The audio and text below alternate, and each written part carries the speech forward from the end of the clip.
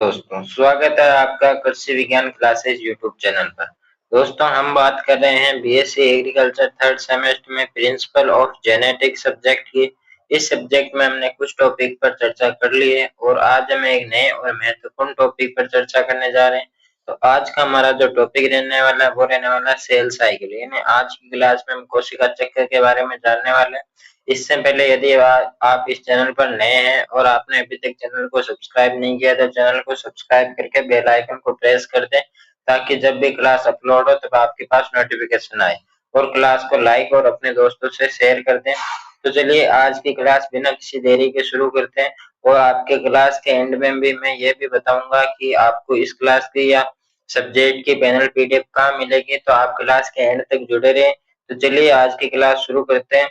कोशिका चक्र पढ़ने से पहले एक छोटा सा टॉपिक है कि जो इनहेरिटेंस होता है उसके जो गुणसूत्र सिद्धांत है उनके बारे में जान लेते हैं। ये सिद्धांत किसने दिए, तो स्टन और बोवेरी ने दिए। कब दिए? 1902 में दिए। ये भी आपको याद रखना है, मेन तो इन सिद्धांतों में यही है किसने दिए और कब दिए। तो इसका आंसर रहने वाला सटन और बोवेरी, और उन्होंने 1902 में ये दिए। इसका जो मेन कॉन्सेप्ट है वो ये है कि ये सिद्धांत कहता है कि जीन गुणसूत्रों पर स्थित होते हैं और गुणसूत्री वंशानुक्रम के भाग होते हैं, यानी कि इस इन सिद्धांत में ये कहा गया है कि जो जीन होते हैं ना वो कहाँ स्थित होते हैं, वो गुणसूत्र पर स्थित होते हैं। और जो गुणसूत्र होते हैं, जैसे कि हमने कल की क्लास में गुणसूत्र स्ट्रक्चर जो क्रोमोसोम स्ट्रक्चर थी उसके बारे में हमने चर्चा की करी थी कि जो सेंट्रोमियर होता है, क्रोमोमियर होता है और जो टेलोमियर होता है, वो इनकी परिभाषाओं को भी देखी थी और गुणसूत्र में ये कहाँ कहाँ होते हैं ये भी हमने कल की क्लास में जाना था।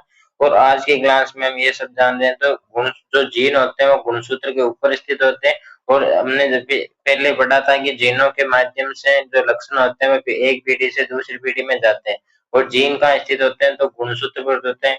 तो गुणसूत्र ही तो वंशानुक्रम का भाग हुआ ना, ये सटन और बॉवेरी ने बताया था। फिर देखते हैं कि इसका जो की पॉइंट है वो है गुणसूत्र जोड़े में होते हैं, एक एक माता पिता से होते हैं, यानी कि जो गुणसूत्र आते हैं, जो जीन आते हैं वो एक माता से आता है एक पिता से आता है।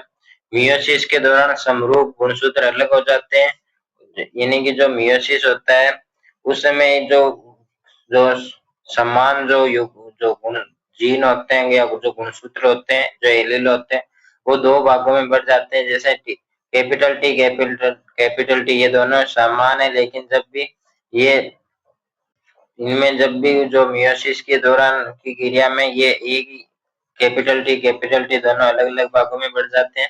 निषेचन द्विगुणित संख्या को पुनर्स्थापित करता है।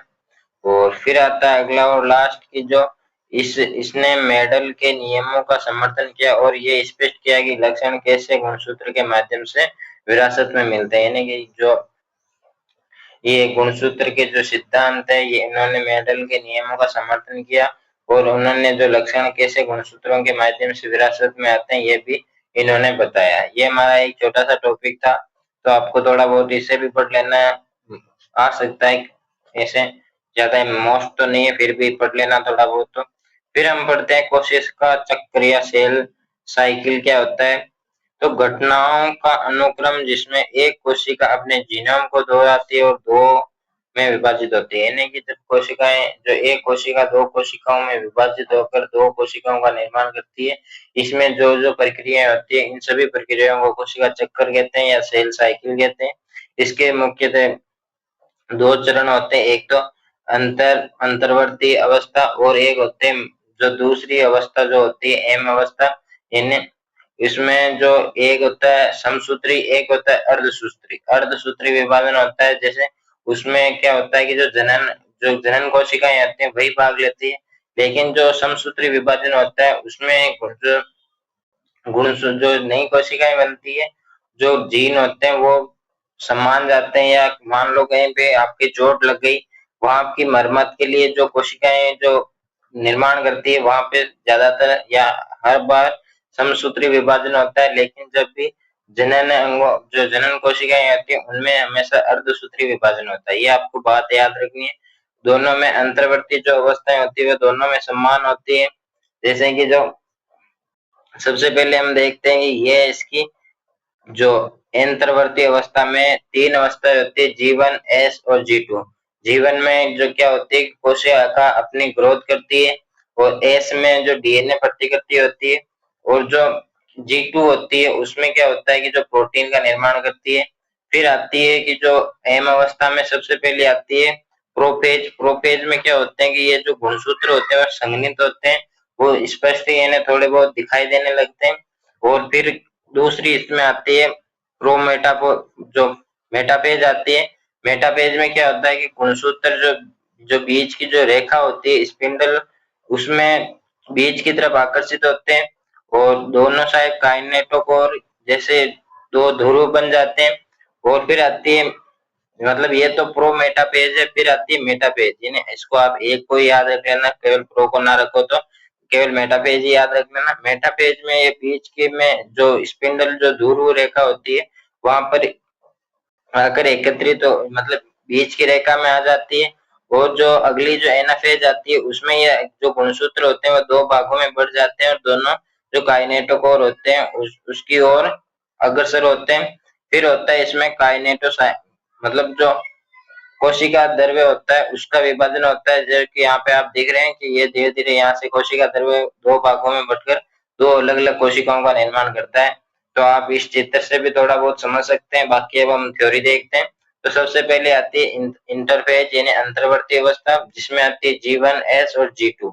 जो जीवन अवस्था होती है उसमें कोशिका वृद्धि करती है यानी सेल ग्रो करती है। एस अवस्था में क्या होता है कि डीएनए की प्रतिकृति बनती है, और G2 अवस्था में विभाजन के लिए तैयार होती है, या इसमें प्रोटीन का निर्माण भी होता है। तो आपसे पूछा जाए कि कोशिका विभाजन में सबसे बड़ी अवस्था कौन सी है, तो वो इंटरफेज अवस्था होती है। फिर आता है इसमें एम फेज। एम फेज में क्या होता है, माइटोसिस और साइटोकाइनेसिस शामिल होता है। यानी जो माइटोसिस होता है और जो साइटोकाइनेसिस यानी जो कोशिका द्रव्य का विभाजन होता है वो इसमें शामिल होता है।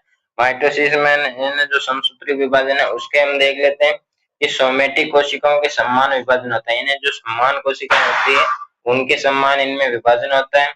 माइटोसिस के चरण कुछ इस प्रकार हैं, जिसमें पहला आता है प्रोपेज। यानी प्रोपेज यानी पूर्व अवस्था।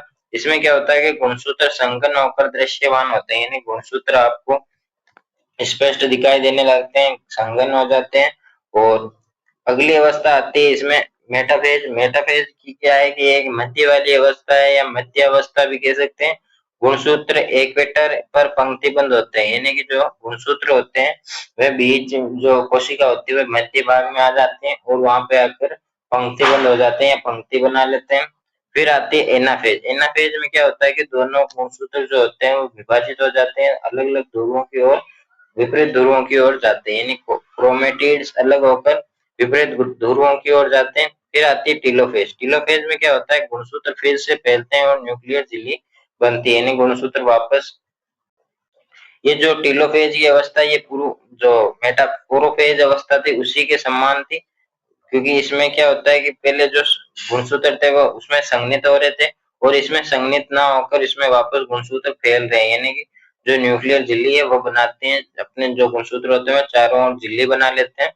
फिर आता है इसमें जो साइटोकाइनेसिस। साइटोकाइनेसिस में क्या होता है कि जो कोशिका द्रव्य विभाजन होता है वो होता है, और कोशिका दो, जैसे ये एक कोशिका है, इसमें आधा जो गुणसूत्र थे वो इधर चले गए, आधे इधर चले गए। फिर क्या होता है कि यहाँ से ये ऐसे विभाजित होती है, ऐसे विभाजित होकर धीरे धीरे ये ऐसे विभाजित होकर दो अलग अलग कोशिकाओं में बढ़ जाती है।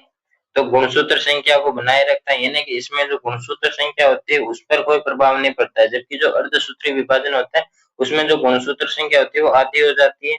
और वृद्धि और मनवत में सहायक है, यानी कि आपके शरीर की वृद्धि हो रही है तो उसमें जो विभाजन होता है वो समसूत्री विभाजन होता है। वो मान लो आपके कहीं चोट लगी तो वहां पे जैसे घाव आता है तो वहां पे कुछ नई कोशिकाओं का नई कोशिकाएं भी बनती है। तो वह नई कोशिकाएं कैसे बनती है, तो वह सूत्री विभाजन द्वारा ही वह नई कोशिकाएं बनती है, वहां पे अर्धसूत्री विभाजन नहीं होता। ये बात आपको याद रखनी है। फिर हम पढ़ते हैं कि इसमें मियोसिस इन अर्धसूत्री विभाजन। तो अर्धसूत्री विभाजन में भी जो यौन जनन कोशिकाओं के निर्माण हेतु विभाजन होता है, यानी कि जो जनन कोशिकाएं होती हैं उनमें अर्धसूत्री विभाजन होता है। और अर्धसूत्री विभाजन में जो इंटरफेज की जो अवस्था थी वो तो G1, S और G2 वो तो समान ही रहती है। और जो इसमें जो पहला आता है कि इसमें दो विभाजन होते हैं, मियोसिस वन और मियोसिस सेकेंड। जो मियोसिस सेकेंड होता है वो एम फेज के समान ही होता है, और जो मियोसिस फर्स्ट होता है इसको आपको याद रखना है। इसमें पहले आती है प्रोफेज फर्स्ट, इसमें आपको लेप्टोटीन, जाइगोटीन, पेगाइटीन, डिप्लोटीन और डाइकाइनेसिस, ये पांच कुछ अवस्थाएं आती है। ये भी आगे आपको विस्तार से समझाई जाएगी अगली क्लास में। और अगला आता है मेटाफेज फेस्ट, यानी समरूप जोड़े मध्य की में पंक्ति और पंक्तिबंद होते हैं, यानी जो मेटाफेज अवस्था होती है उसमें मध्य पंक्ति में आकर जो समरूप जोड़े होते हैं वो वहां मध्य पंक्ति में आकर एकत्रित हो जाते हैं। फिर आते हैं एनाफेज फेस्ट, समरूप गुणसूत्र अलग अलग दूरों की ओर जाते हैं। और टिलोफेज फेस्ट और साइटोकाइनेसिस, यानी दो हैप्लॉइड कोशिकाएं बनती है।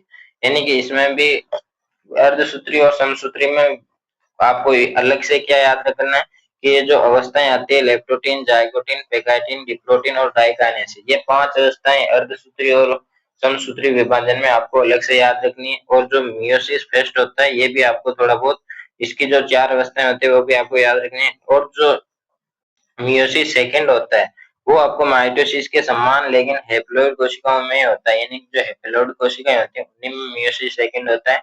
और ये माइटोसिस के समान होता है, यानी कि जो समसूत्री विभाजन की जो एम फेज अवस्था थी, यानी प्रोफेज, मेटाफेज, एनाफेज और टीलोफेज, जो चार जो अवस्थाएं थी उन्हीं के समान मियोसिस सेकंड होता है। यानी जहाँ पे प्रोफेज था वहां पे प्रोफेज सेकंड लगा देना, जहाँ मेटाफेज था वहां मेटाफेज सेकंड हो जाएगा।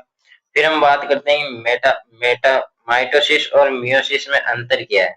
तो इसका पर्पस क्या होता है कि मुख्य उद्देश्य जो समसूत्री विभाजन होता है उसका मुख्य उद्देश्य होता है ग्रोथ करना, कहीं चोट लग गई तो वहां की कोशिकाओं की मरम्मत करना। जबकि जो मियोसिस जो अर्धसूत्री विभाजन होता है उसका उद्देश्य ये होता है कि जो जनन कोशिकाएं या नई पीढ़ी तैयार करना या नई पीढ़ी बनाना, ये इसका उद्देश्य होता है। इसमें डिवीजन एक बार ही होता है, समसूत्री विभाजन में जो विभाजन होता है वो एक बार होता है, लेकिन अर्धसूत्री विभाजन में विभाजन दो बार होता है। इसमें कोशिकाएं डिप्लॉइड होती है, इसमें हैप्लॉइड होती है। और इसमें जो जेनेटिक वर्जन होता है वो नहीं होता और इसमें होता है, यानी क्रॉसिंग ओवर होता है। वो क्रॉसिंग ओवर क्या होता है वो भी हम आगे पढ़ेंगे विस्तार से। ये आज का हमारा जो टॉपिक था नॉर्मल सा कोशिका चक्र क्या होता है, नहीं सॉरी सेल साइकिल क्या होता है, कोशिका चक्र क्या होता है, वो यहाँ पे हमने कुछ टॉपिक पर कवर कर लिया है और कुछ टॉपिक हम अगली क्लास में कोशिका चक्र का ही कंप्लीट करेंगे। तो आई होप आपको क्लास अच्छी लगी होगी, आपको अच्छे से समझ में भी आया होगा। यदि आपको क्लास अच्छी लगी हो तो वीडियो को लाइक करके और कमेंट में अच्छा सा कमेंट भी करें, ताकि मुझे भी कुछ मोटिवेट हो और आपको अच्छे से और अच्छा स्टडी मटेरियल दे सकूं। और दोस्तों यदि आपको पैनल पीडीएफ चाहिए तो आपको इस क्लास के डिस्क्रिप्शन में व्हाट्सएप ग्रुप की लिंक दी गई है, तो व्हाट्सएप ग्रुप में भी आप ऐड हो सकते हैं। तो जल्दी मिलेंगे नेक्स्ट क्लास में, तब तक के लिए धन्यवाद। जय जवान जय किसान।